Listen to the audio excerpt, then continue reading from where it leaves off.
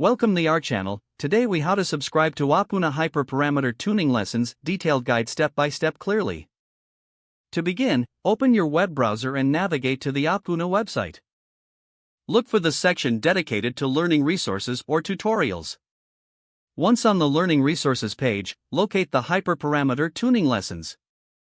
Click on the hyperlink or button that directs you to the specific lessons. You will be prompted to create an account if you do not already have one.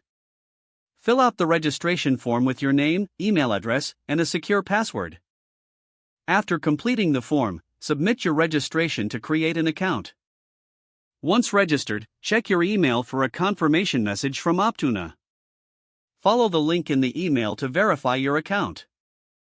Return to the Optuna website and log in using your newly created credentials. Now, navigate back to the Hyperparameter Tuning Lessons section. You may be presented with different subscription plans. Choose the one that fits your needs. Proceed to provide any necessary payment information if applicable. Review the terms and conditions before confirming your subscription.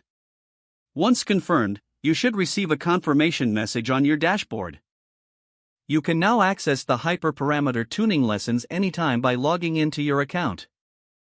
Take note of any additional resources or forums available for further learning. If the page does not load, refresh the browser or try again in a private or incognito window. Make sure you are using the correct email address, then retype it carefully to avoid small typos. If your password is not accepted, use the reset option and create a new strong password you can remember. Check your spam folder for verification or security emails, then complete any requested confirmation steps. Enable two-factor authentication if available to improve account security and reduce unauthorized access risk. After signing in, review your profile details so your contact information and settings are accurate and current. If you see an error message, note it down and try again after restarting your device and internet connection. Log out when you finish, especially on shared devices, to keep your account and payment information secure. If the page does not load, refresh the browser or try again in a private or incognito window. Make sure you are using the correct email address, then retype it carefully to avoid small typos.